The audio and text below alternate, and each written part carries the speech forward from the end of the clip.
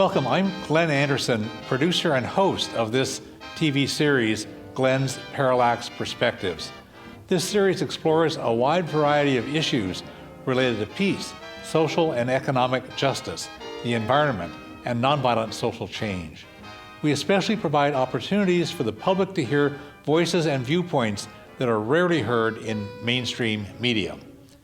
Mainstream media, politicians, and culture see the world in conventional ways. The establishment is stuck in how they see the world. In order to solve problems, we need to see things differently. This TV series, Glen's Parallax Perspectives, can help us see things differently so we can solve problems at all levels, from the local to the global. This series is called Glen's Parallax Perspectives. Here's what the word parallax means. Put one finger in front of your nose and another finger farther away. Close one eye, then open that eye and close the other. Your fingers will seem to move. This is called a parallax view. This TV series invites you to look at issues from fresh perspectives. Also, see much information about the issues that we cover in this TV series and previous episodes of this series at my blog, www.parallaxperspectives.org. And now I invite you to watch this month's program.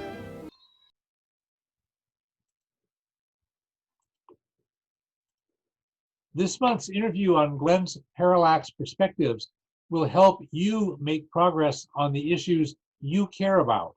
Many of our nation's problems have existed for a very long time, and these include racial injustice, economic inequality, environmental problems, a foreign policy that is both cruel and violent, and some dysfunctional aspects of our electoral systems. From 2017 through 2020, Trump made these and other problems even worse. He hurt our nation in many ways. He attacked many of our human rights and rolled back 200 environmental protections. He antagonized other nations and pulled the U.S. out of several international treaties that had been working well. He corrupted many parts of the executive branch, attacked honest journalism, and hurt our nation in many, many other ways. He even allowed our nation's worst public health crisis to escalate out of control in ways that caused way more than 200,000 Americans to die unnecessarily. A Turkish proverb says, no matter how far you've gone down a wrong road, turn back. In November 2020, the American voters decided to turn back. Now, in 2021, is when decent Americans can boldly choose a better road than the road that we've been traveling for the past 4 years. And really, this goes beyond partisanship. Many of our nation's problems are long-standing and bipartisan. The American people have values that are better, wiser, more compassionate, and more progressive than either of the big political parties express. Now is the time for us to affirm our best values and promote bold goals for solving our nation's deep problems. During this hour, we will propose some bold, positive changes in public policies, and we will affirm that ordinary people can organize from the grassroots up to put our bold, positive visions into place, locally and nationally. I'm wearing a pin that you can't read because the writing is small, that says, if the people lead, eventually the leaders will follow. And that's the spirit that guides this interview. I'm happy to welcome one expert guest to help us explore this topic. Mary Lou Finley has decades of experience working for peace, racial justice, and a variety of other important issues. She has taught and written extensively to help people discover the power of nonviolent organizing, nonviolent grassroots organizing. Just a second, I need to move something on my page. There we are, my notes. And to help us solve big problems. Mary Lou, I'm glad that you're here. This will be fun. So welcome. Thank you, Glenn. I'm really excited to join you tonight for this conversation. Thanks. So before we get into some specific issues, I want to hear your assessment overall, broadly, about where our nation is now and very broadly, what kinds of things do we need to be doing now? Well, I can speak to a few things. It's kind of a long list, but let me say a few things. Yeah. I believe that our government needs to work for everybody. And so we need to think about what is missing for all kinds of people. And so, okay, the first thing, we need whatever more emergency measures are needed to deal with this pandemic crisis. It's going to be hard to get the vaccine out to everybody. We need to have a stronger testing program. We need to deal with economic crisis that has come along with this. Do people have enough unemployment insurance to last them until the jobs return? Do we need more help for small businesses? What are we doing about schools? What do schools need to stay open safely? And we're going to need some kind of dollars to help with some of the students who've lost learning time that it's going to be hard for them to make up. They're going to need extra help, whether that's teachers, assistants in the classrooms. We have to think about what that's going to be. So that's one. The first thing is deal with the crisis. The second thing is to deal with the economic inequality that's been going on for a really long time, back since the 70s. We can talk some more about that. So those are the two things that for me, are key. And of course, the climate crisis. Right. Finally, we can dig in another layer on that one. Right, and we'll be discussing a number of particular issues, especially looking at the bold solutions that you would recommend as we proceed through the first half of the program, and then we'll proceed in the second half of the program to talk more about how people can organize proactively and boldly. So when we were preparing for this interview, we were talking on the phone, and both of us in this phone conversation to prepare for this said that even during Trump's 4 years, Americans actually have been organizing proactively and boldly on some important issues. Can you comment on that? Well, the most amazing thing in the last year has, of course, been the Black Lives Matter movement. That has been an incredible organizing effort across the country. It's been wonderful to see people of all different racial backgrounds supporting the fact that police can't treat people like this, and we have to have a better policing system. So that is one that's really key. I've been also very excited about the youth climate movement. We've been working on climate justice and climate issues for a while, but to see these high school students step up and say, it's our future, and we're going to be part of doing something about it, that's another beautiful thing that's happened in the last year. There's been also some great movement around improving the minimum wage, with the $15 minimum wage, which is an idea that came up and has been spreading around the country for the last several years. So those are a few of the kinds of things that I've been excited about. Yeah, and even during the November 2020 election, voters in a number of states used their initiative processes to pass progressive laws at the state level. We had some states 5 states voted to expand Medicaid, and I know that people pushed successfully in some states to reform some drug laws and policies so they'll be less cruel and nasty to people. And then in November 2020, even though Florida's voters chose Trump, they also voted to increase their minimum wage step by step until it becomes $15 in 2026. So voters are aware. People should not think voters are stupid and easily fooled. There are things that people can do. We're taping this interview now in December of 2020, and we don't know what's going to happen on January. Georgia's voters vote in their runoff election for both of the 2 U.S. Senate positions from Georgia. If the Democrats win, the U.S. Senate majority will shift from Republican to Democrat, and our nation can pass a lot of legislation that the Senate Republicans have been obstructing for many years. But even if the Senate remains dominated by Republicans, Biden can accomplish a lot by appointing progressive people to executive branch positions and by using executive orders and other things that he has power to do. I'm sorry that a number of his nominees have been the same old middle of the road corporate dominated kind of people that is not the kind of change that I'm convinced that the American people want. But decades ago, US House Majority Leader Tip O'Neill famously said all politics is local, and people can accomplish a lot, I believe, by thinking globally and acting locally. And this TV program focuses on urging ordinary people to organize vigorously from the grassroots up and to empower ourselves to pressure all levels of government and to also create solutions that even we can do without going through the government. So we can not wait for the government. We can go ahead and organize things. And you and I will talk about Gandhi's concept of the constructive program a bit later in the program. And we'll spend 20 minutes now discussing some issues that need bold, proactive grassroots organizing in order to make progress. And the issues that we'll mention briefly are things like changing our economy to become more fair and to narrow the gap between the rich and poor, sharply reducing poverty and ending homelessness, solving problems that affected Trump's supporters along with everybody else, such as jobs and rural concerns, providing high quality, affordable health care for everybody. This is something that the public wants. Changing our economy, oops, I just mentioned that already. Ending the many kinds of racial injustice, solving many problems in our criminal justice system, including how police and prisons functions, and creating peace, stopping all these wars, and sharply reducing nuclear weapons. So let me address some of these issues bit by bit. And if Mary Lou, if you could take just a moment, I want to first bring up two images on the screen here about the economics.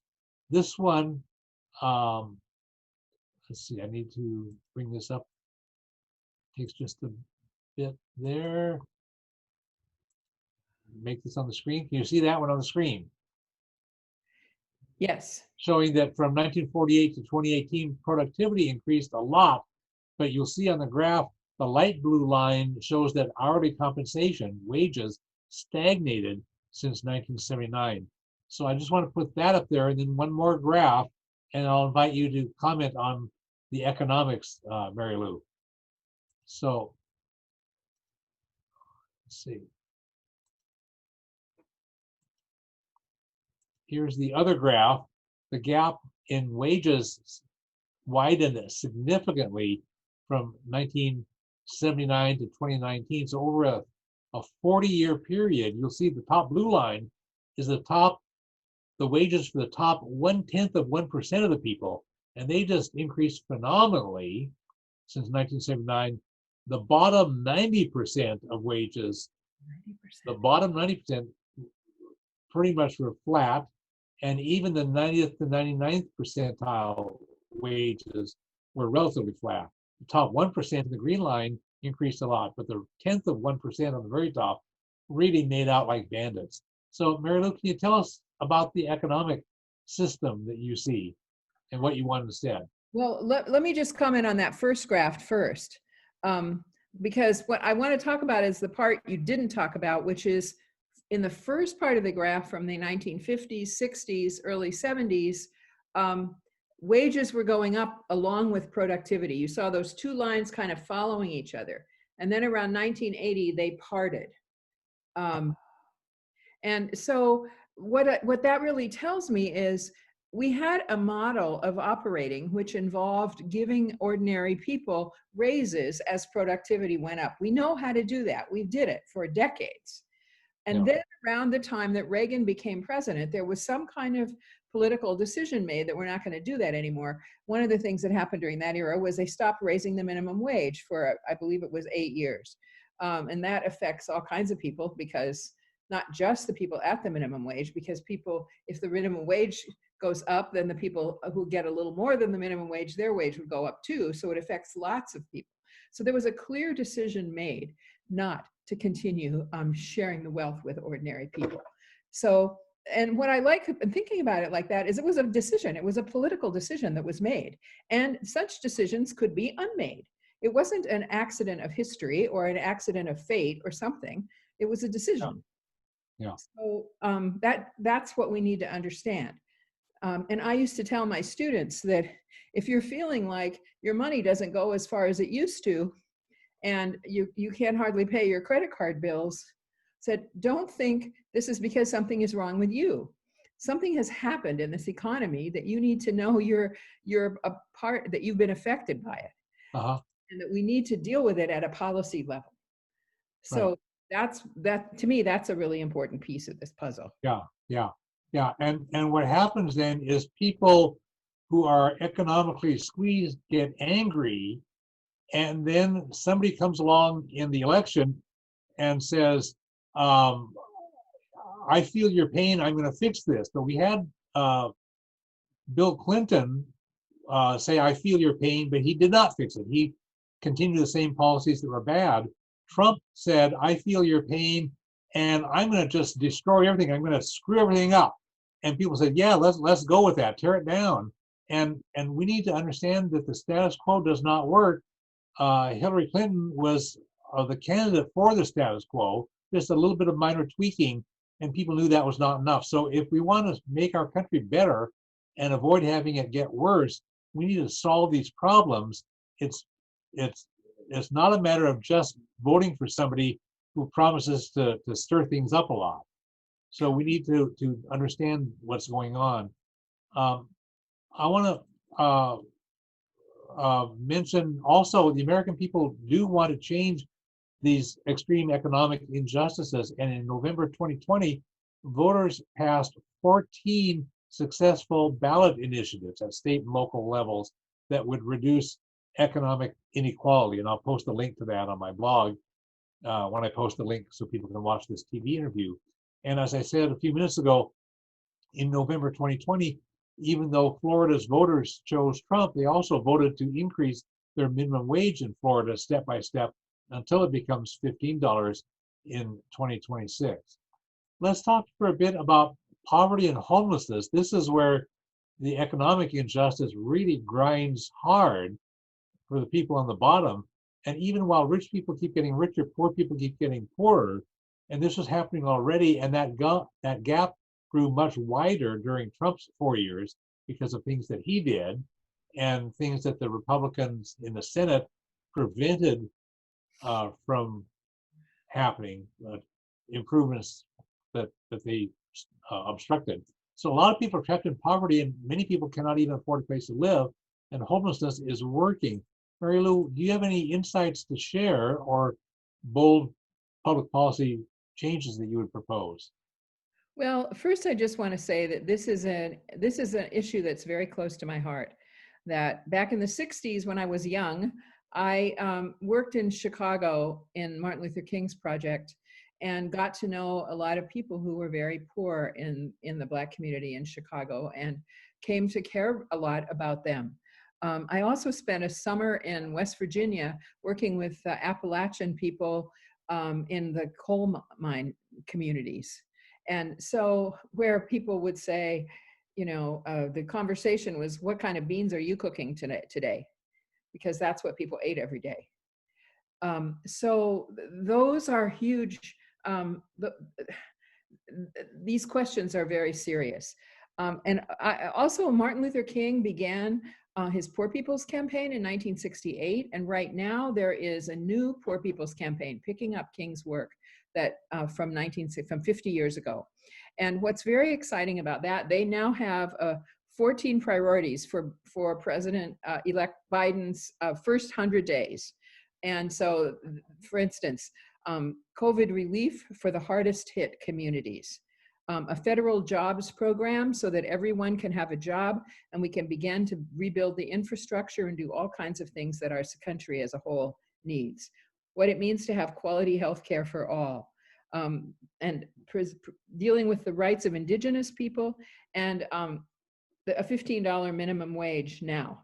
And I want to just say something else about the $15 minimum wage, because that was brought up in our area outside of Seattle, in SeaTac, that little community where a union was fighting for, the SEIU, the Service Employees Union, was fighting for a $15 wage a few years ago. And it just took off from there. Pretty soon it was an issue in Seattle. Now it's an issue around the country. Now these people have picked it up. I've even heard Biden speak about a $15 minimum wage. So that's to me an example of how a few people in one tiny place can actually come up with an idea that makes an enormous amount of difference. Yeah. So, there's some other aspects of this poverty. I know some years ago in King County, they changed the way they deal with homelessness.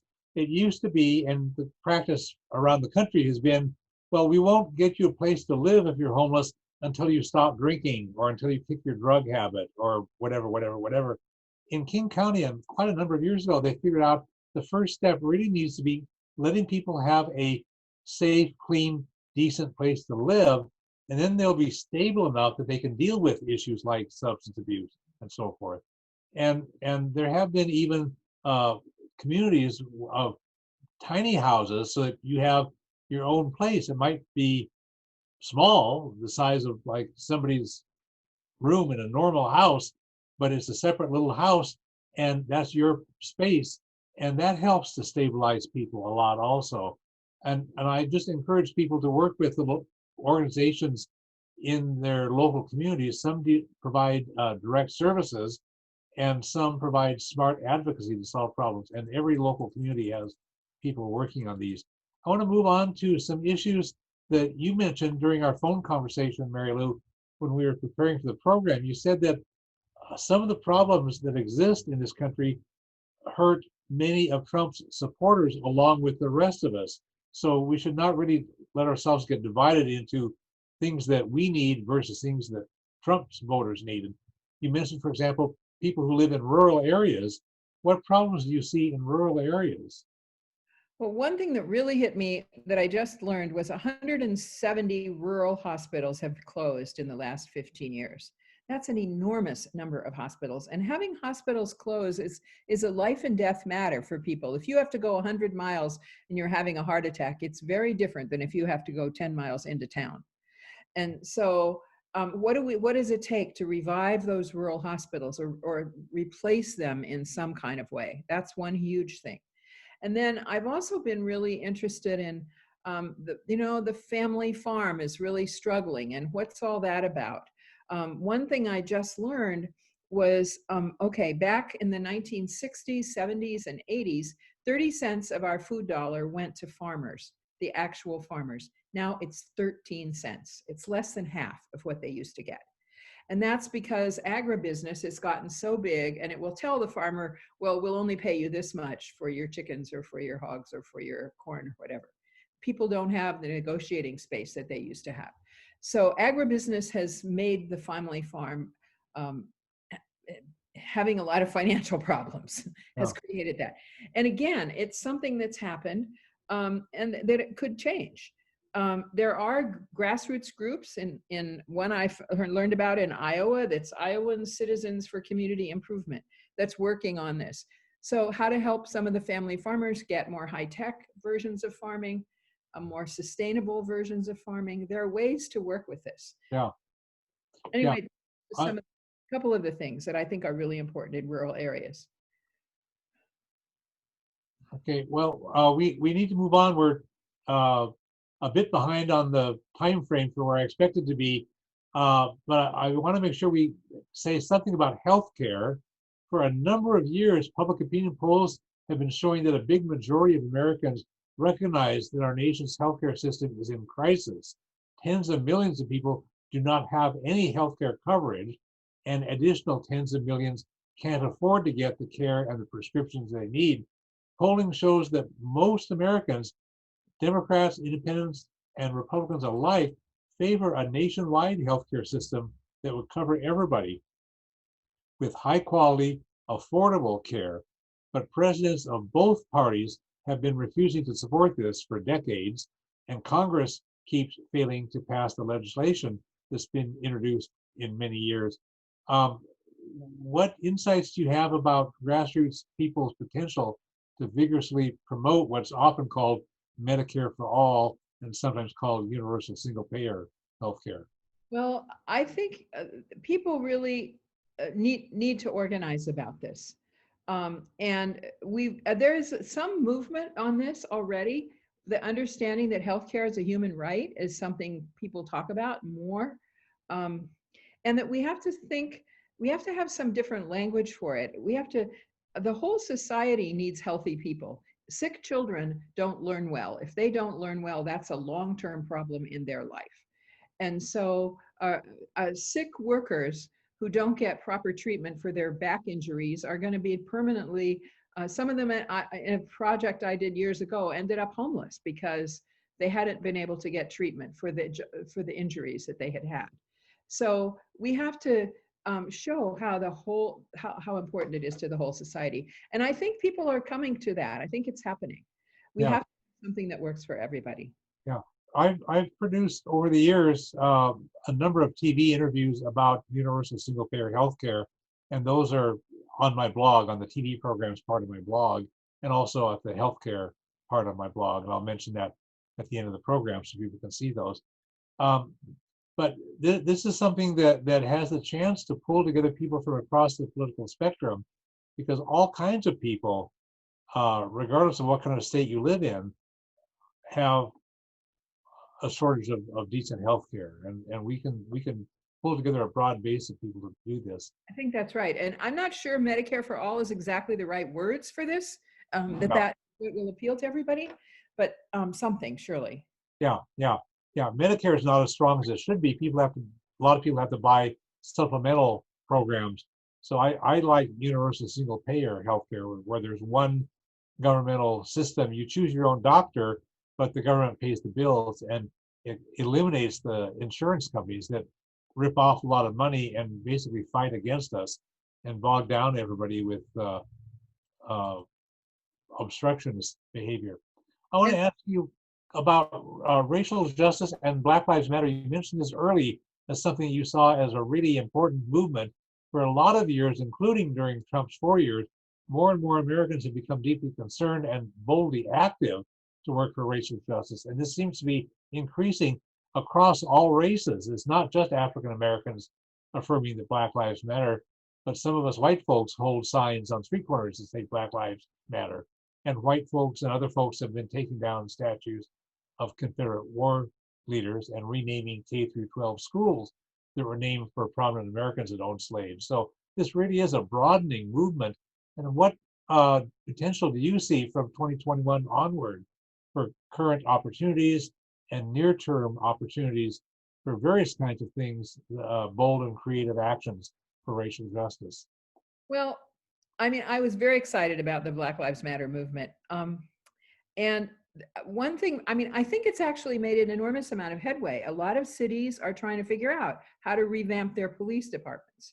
And can we have more mental health workers? Can we have more social workers? Can we not ask police to deal with mental health issues? So I think that one of the things that we learned how to go marching in the streets and say we're mad about something. We've learned that very well.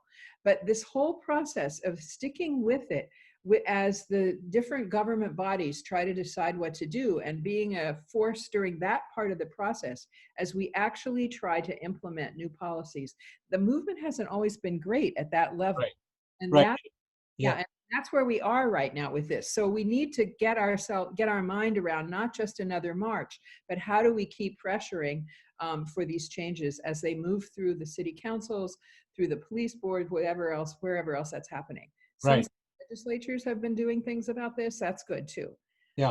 Um, And it requires sometimes people with different kinds of personalities and different kinds of skills. It's one thing to march in the street, but it's another thing to know how to interact with a local government or a state government to change public policy to affect the budgeting for police departments and prison systems. That's a whole different set of skills, and we need different people to step forward and do that, because if all we do is march in the street, we're going to get stuck and not be able to implement the changes in public policy that we need. Yeah, no, I really appreciate that. And I also want to say we need to get at what is the root of this problem of excessive force by the police. Yeah, Pushing them more, okay, maybe they need to be held accountable and maybe we need to fire some of them or put them on leave or something. But I don't know if that's the root of the problem, and I'm not sure what it is. yeah, Is it people watching too many, they grew up on too many movies where all the criminals were black? Where did they get this in their heads? I right, don't know. And we need some more research on that and try to figure out what is at the root of it. right. And police departments typically like to hire people who have just recently served in the military. So what happens is you join the military, they train you how to hurt people or kill people. They send you to a foreign country to occupy people who have darker skins than we have, or live in a culture or a different religion or a different cultural setting than what we know. So you go there as an occupying army, then you come back home and a city hires you to occupy a poor community or a minority community, and it's the same behaviors. We need to hire uh, police officers who have skills in solving problems, people who have skills in mediating disputes, all that kind of stuff. One of the nice things that's happened in the city of Olympia recently is that when some police officers retired, instead of hiring police officers to fill those positions in the same way, they hired people who are skilled in how to de-escalate mental health problems, how to function kind of like a social worker or uh, a mental health specialist, and they've been able to significantly help the people who otherwise were just getting arrested over and over and over again and rotating in and out of jail. So this has been very, very positive, and the city of Olympia have done this just lately now, and we need to have more of that in more cities. That's great. That's really exciting news. Yeah, we need to get beyond the kind of prisoning, the lock them up, throw away the key kind of thing. The long sentencing was a mania at state governments for a number of years, and there are organizations doing good research proving that that does not work. It wastes money, it makes things worse, and we need to get beyond that, including decriminalizing drugs and so forth. We also have a lot of work to do to work with the people who got thrown into prison on some petty drug charge. uh, Um, then they get out, they can't get into public housing, they can't get jobs, they can't get there. So we've set a lot of additional barriers when people have been imprisoned. Right, yeah. So when you come out of prison, you should be able to re-enter society, get yourself going again. But instead, you apply for a job and they say, oh, we won't hire you because you've been in prison and you need public housing. Oh, or any kind of housing. Oh, we won't rent to you because you've been in prison. Or you need food stamps. Oh, no, a lot of states will prohibit you from getting any kind of medical assistance or food stamps or something if you've been in prison. So what can you do? Well, I know how to sell drugs on the street corner. I think I'll go back to doing that. Or I know how to burglarize houses and sell the stuff that I steal. I'll go back to doing that. And the whole system is obsessed with being cruel and punitive rather than helping people solve their personal problems and move on with their life. We Go also ahead. have to notice that people are working for corporations for very small amounts of money when they are imprisoned. And so there's money being made off of in large numbers of having a massive incarceration process. Yeah, yeah. People So, are doing work for those corporations, getting like a few cents an hour or less than $1, and the corporations are ripping off what's basically slave labor. it was horrifying to me when I first learned about that, Yeah, because it really reeks of slavery and the old convict leasing system from the pro-slavery era in the South. yeah, It, yeah. it, we can't tolerate that in a free society. It's not right. Right. And we have potential to do this. The whole point of this 1 hour TV interview is there are a bunch of problems out there, but there are people working on these at the grassroots level to solve them. In some cases, they're doing research to understand what the problems are and what kinds of solutions have been working that we can replicate in more communities. And in some cases, people need to just increase their skills in how to organize grassroots movements. I want to move on to the peace issue that both of us have long concern about. The US government has been conducting wars for a very long time. The US military stole Indian lands here in North America. We seized the Southwest from Mexico. In 1898's Spanish-American War, the United States violently seized control of Spanish colonies as far away as the Philippines. In 1945, the US dropped atomic bombs on innocent civilian populations in Japan, and the United States provoked a nuclear arms race that continues even today, 30 years after the end of the Cold War. The United States has conducted many wars, and we've overthrown a lot of democracies. And now the military consumes more than half of all the discretionary budget that Congress has the power to spend. And to pay for that, the US has refused to provide adequate funding for keeping people healthy, ending poverty, protecting the environment, and doing things that we really need. So what potential and strategies, Mary Lou, would you recommend for boldly moving our nation toward peace in the coming years? Well, let me just speak a little bit right now about the military budget, because that's a complicated question, the whole thing. But what we've done is put all our money into guns and bombs rather than into food for the people, healthcare for the people, the things that people need. Now we're in this weird public health pandemic crisis. And so we've got 200 and some thousand people killed. Well, they weren't killed by bombs. They were killed by the lack of public health. And so what would it have taken if we take some of that money that we were trying to protect ourselves with and put it into the things that really protect people's health, protect people's nutrition? The Poor People's Campaign that Reverend William Barber is leading across the country now is suggesting, they have said that there's $350 billion in the military budget that the military doesn't really need, and that it could actually go to these human needs programs that I'm talking about. And so that's, to me, we have to think about what we mean by security. It's not just security from people outside the country, it's security in our own being, and that's food and health. Right. Yeah. And the big corporations that make the weapons have enormous amounts of money that they give as legal bribes to political candidates, and they also lobby like the Dickens. And Biden, just now in early December, is planning to nominate as Secretary of Defense a 4-star general who has been on the board of one of the big weapons manufacturing companies, Raytheon.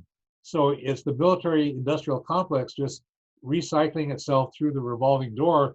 And we're going to have more and more and more military spending unless we push on Biden to have peace-oriented people running things. We're quite a bit behind on time. I want to cover a couple things briefly and then move on to more solutions. Certainly want to mention that in just 4 years, Trump destroyed decades of progress for the environment. He rolled back 200 environmental protections, and a lot of that damage is irreversible because he's already destroyed habitats and he's allowed toxic chemicals and cancer-causing pollutants into our environment and into our bodies. So some of the damage is irreversible, but some of his corrupt and reckless decisions can be reversed in 2021 by executive order and by appointing honest people to executive branch agencies who will not be obedient to the big polluting corporations. But even while the damage has been occurring, people have been organizing nonviolently, boldly, creatively to protect the environment and our climate. We've had some great victories in stopping oil pipelines, prohibiting fracking, and preventing fossil fuel exports in a number of places, including here in the Northwest and on Indian lands elsewhere in the country and other communities. It's been really pretty much nationwide that people have been organizing to stop these abuses by fossil fuel companies. And so people actually had some great successes. And one of the creative successes that you and I both support is Solutionary Rail. We don't have time to get into it because we're behind on time, but it's a creative alternative to some transportation problems. And I keep describing it as a win-win-win for the environment, the climate, workers, local communities, and rural areas. It would use electrified rails instead of diesel, and it would get a lot of trucks off of interstate highways where they add to congestion and pollution and use up fossil fuels. So there are so many ways that you can visit www.solutionaryrail.org, and I'll include the links to that and our TV programs when I post the interview to our blog. I want to move on to the notion that besides protesting against all this bad stuff, we really have to build grassroots movements for the positive goals that we want instead. And we've touched upon a variety of issues, and we've actually proposed some good creative strategies to move our nation ahead. And what we want to do in this interview is help the people watching this interview to boldly empower themselves to organize for the solutions that they really want. And it's necessary to protest against the problems, but at the same time, we also need to spend as much time or more organizing to achieve bold, positive solutions. And there are two reasons for doing that. One is if all we do is spend our time and our effort protesting against the bad stuff, the oppressors can just keep throwing more bad stuff at us, and we will always be on the defensive. And we've been on the defensive for a long time, especially during 4 Trump years. The second reason for doing this is we need to be proactive in working for real solutions to the problems. Many of these problems are very long-standing, not just things that Trump caused. He might have made a lot of them worse, but these are long-standing problems that are deeply ingrained in our the politics, the economics, the institutions throughout our society. And the public is repelled by negativity, but they'd be attracted to positive solutions. So if we want to win a majority of the public to our side, we need to say, hey, here's some bold proposals, some attractive solutions to the problems. Will you join with us and help us to create them? And the public will join with us. That's what we need to be doing. And can you offer some strategies or broad strategies or goals for the national scale with President Biden and Congress? Well, the first thing I would say is just articulate our vision and we need to say we need a society that works for everybody. That's not so hard. A lot of other societies work pretty well. They work better than ours. Yeah. And so we need to have a vision. We need to have hope that we can actually do something about it. And then we need to focus on some particular specific issues. Yeah. And I think that the hope is a really important part of it. One of my 22-year-old students recently said, "Do you know about solar punk?" I said, "No, I haven't heard of solar punk."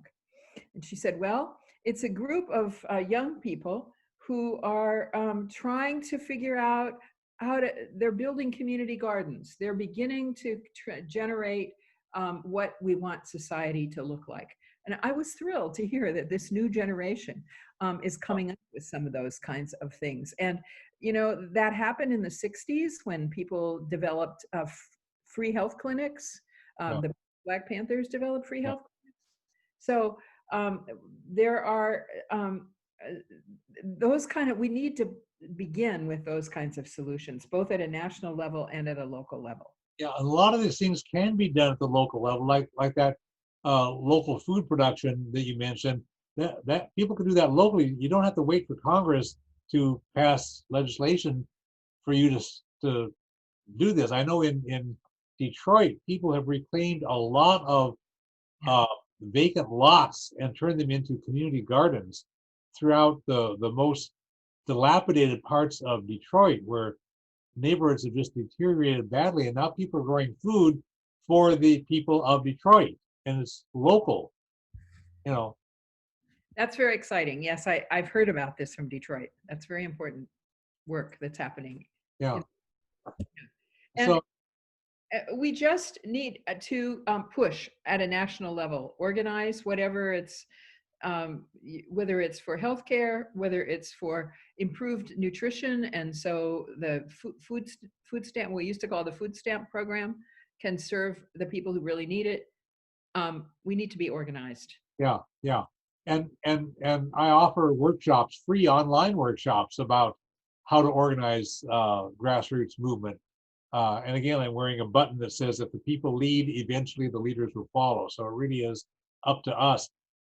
It's common for people to shy away from taking bold actions, but really now is the time to do what our great friend, the late activist Sister Jackie Hudson, urged people to do: take one step out of your comfort zone. And I like what Gene Sharp wrote about power. Gene Sharp was one of the world's best researchers on how to use the power of nonviolence to oppose and defeat dictators and other oppressors. And he wrote, "Dictators are never as strong as they tell you they are. People are never as weak as they think they are. And so he urged us to take nonviolent actions that are strategically smart and bold and creative. Mary Lou, can you discuss the concept of people power and the potential for people to overcome their hesitancy and fear and join together at the grassroots level to achieve bold goals? You know, leaders need everyday people to cooperate with them, and they need people to believe that they're doing things. And so, if we speak out and say we have to be bold, gather with others. You can't do this alone. Gather with other people. If it's 3 people or it's 10, be bold, speak your truth, and then organize more people. You can start really small, and if you do something that's visible, more people will say, oh, that looks interesting, and then be prepared to bring those people into your organization. So be prepared to grow. So I would just say, there are all kinds of things. The Sunrise Movement, when they got started, had a sit-in in Nancy Pelosi's office. Okay, that was kind of dramatic. That was dramatic. It didn't win her over at the time, but it called attention to them and Yeah. to the climate crisis that they are interested in. Sometimes with 30 people, you can do something dramatic. Sometimes with 3 people, you can figure out something to do. So to call attention to it. Yeah, yeah. We can really do things that are practical and inspiring and powerful from the grassroots up without waiting for other people. But if you start doing something good, like you said, people will say, "Oh, here's something that worked. I think I want to join with this and help this grow." Um, my June 2020 TV program, I titled "Let's Boldly Create the Future We Really Want," and it's consistent with the kinds of stuff we're talking about here, but it focuses on that, and you can see that through my blog. I'll post a link to that at the end on my when I post the link to my blog for watching this video again and reading the summary of what we said. I'll have that link on there too. There's something that when we were preparing for the program, we both were interested in. Both of us appreciate a very important part of Gandhi's organizing in India that very few people know about nowadays. Besides working for political independence from the British Empire, he also worked for a more profound kind of independence. He called that Swaraj, and that included economic independence from the British economy and local level self-reliance at the village level, equal rights for women, and so forth. He also emphasized the need for what he called the constructive program. Can you tell us briefly, because we're tight on time, what the sense of the constructive program is, the wisdom and strategy behind it, and what it might be able to accomplish? Gandhi said, be the change you want to be. You want to see. Be the change you want to see. And I think that's part of what it is. It's like we're beginning to build the new society now with a few friends, if whatever you have. And it's that kind of shift that is the scaffolding upon which the structure of society can change. So we need to not just protest, but we need to build. Uh-huh. Yeah. And he was urging people to do all kinds of small village level things. And this is in a very low tech society where almost everybody lived in villages back then. And there was no technology, but there were simple things that people could do. And you create a little bit of self-reliance in some aspect of your life. And it's good, he at one point said, at least one point, he said that that's as important as the work he was doing for independence. Yeah, I think we talk about constructive program today, like people who will put solar panels on their roof. That's a good constructive program to do. Yeah. They're not going to a protest, but they get it about climate change and they're going to take the step that's needed. Yeah. So we need to encourage all those kinds of things. All the women's studies programs in the universities, all the Black studies programs that came out back in the 70s and are now really a part of our institutions, those were constructive programs. We have to shift the way people think. And we've learned how to do that. We need some kind of something like that around the climate crisis. How do we have to think about our future society? So there's a lot of creative work that's needed there. Yeah. And also the other thing about constructive program, and you mentioned, is everybody can be part of it. Not everybody's going to go to a protest, but everybody could put solar panel. Everybody can do something around the climate crisis. Right. The high school kids who went on strike, some of them started being vegetarians because that was something they could do to help the climate crisis. So that's another example, a current one. I want to show some quotations on the screen and invite Mary Lou to comment on like one item from each of the quotations I'll be listing. A lot of the people who are well-grounded in the principles that we're discussing here have written smart, insightful, practical things. I'll show a few of them on the screen. We don't have time for me to read all of them, but I'll invite Mary Lou to comment on one per screen. And then we've got 3 screens of these. Over the years, a variety of people have written about the mess that we're in, and their insights pertain to the mess that we Americans are in now. Their quotations also assert that it is our responsibility to take action to solve the problems. And so that's what we'll do. I'm going to bring up, I have to do a little bit of juggling here on my technology to bring up the quotations. Let's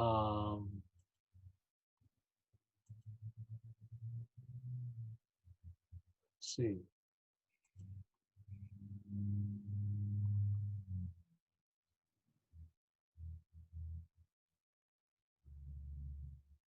Okay. I'm having some difficulty here.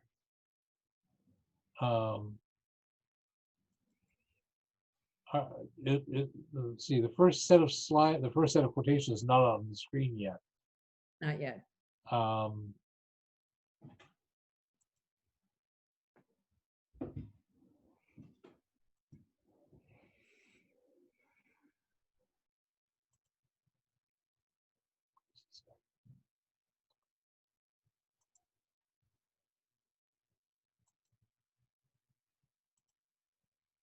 There it is. Oh,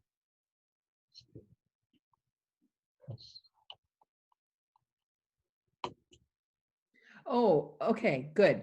So one that I really like here is from Dave Dellinger's book, More Power Than We Know. Uh-huh. I think that's a really important thing for everyone to remember, that nonviolent action gives us more power than we think we have. So hold on to that when you feel like you're not getting anywhere. Yeah. It takes time, but it can work. Right. And there's a first slide here that has a number of quotations that are short. You already mentioned "Be the change that you want to see in the world" from Gandhi. Mm-hmm. Yes, I really love that one, and I did something about it. Yeah. And the next to the bottom one here from Howard Zinn, the great historian, says if there's to be real change, it will have to work its way from the bottom up, from the people themselves. And he covered that sort of thing in his book, People's History of the United States. I agree. I think that's right. We have to organize it. We have to push for what we need. Can you comment? You have a background in working with King's efforts in Chicago. The last quotation here about power, can you share that insight with us? Oh, that's my favorite quote of Dr. King. Power without love is reckless and abusive, and love without power is sentimental and anemic. Power at its best is love implementing the demands of justice. And justice at its best is power correcting everything that stands against love. So we have to act out of love, act out of our love and caring for one another. Uh-huh. And we need to use the power that we have to create justice. Yeah. Yeah. So that's a beautiful thing to hold in your heart. Yeah. Working together on all of this. We're just about out of time. I'll type up a thorough summary of what Mary Lou and I said during this interview. I'll post that thorough summary to my blog, along with the link for watching this TV program through my blog. It'll air on community media in Thurston County, Washington, 3 times a week during January 2021, but it'll stay on my blog forever, and I'll try and get that posted before the end of December. The so you can share that with your friends, that blog link, and either invite your friends to watch the video and or read the thorough summary. The thorough summary that I'll type up will include lots more sources of information, some other things we did not have time to say during the hour, and also some ways for you to connect with more sources of information, including nonprofit organizations, books, articles, and so forth. So visit www.parallaxperspectives.org, and Parallax has one R and two L's in it. Parallaxperspectives.org, and then click the TV program category or the category for organizing and activism. I'll have it to both locations. And my blog post will also have the 3 pages of quotations that we showed just a moment ago. I want to thank Mary Lou Finley for being this month's TV guest. I want to thank you for sharing your information, insights, and encouragement. I also want to thank the people who've been watching this interview. I'm glad that people protest against the problems in the status quo. At the same time, we would make a lot more progress if we also worked equally hard for what we want instead of the problem. So let's organize for the bold solutions that we really want. People created problems in our political, economic, and other systems. Since people cause the problems, people can solve the problems. I believe that we can indeed solve the huge problems if we remove obstacles, including feelings of powerlessness and cynicism, removing big money's domination of politics, and removing the corruption and biases in mainstream politics and media. And we can remove these obstacles if we organize strategically with smart, nonviolent grassroots movements to solve the problems. We have to ground ourselves in humane, compassionate values. And as Mary Lou said at the beginning of this interview, to be able to express what our vision is, what do we really want? We have to also organize ourselves about the problems and devise smart solutions and organize the grassroots movements. Martin Luther King said, "Those who love peace must learn to organize as effectively as those who love war." I invite you to strengthen your knowledge, skills, and strategies by taking my series of 6 free online workshops on nonviolent grassroots organizing. And there's information about that on my blog as well, parallaxperspectives.org. You can get a lot of information related to issues about peace, social justice, and nonviolence through my blog, parallaxperspectives.org, or you can call me at 360-491-9093. We are all one human family. We all share one planet. We can make a better world, but we all have to work at it. And the world needs exactly what you have to offer. Thanks. You can make a difference. Yep, that's it. Find friends and decide where you're going to start. Right, that's it. Thank you so much, Mary Lou. Thank you for having me. Thank you.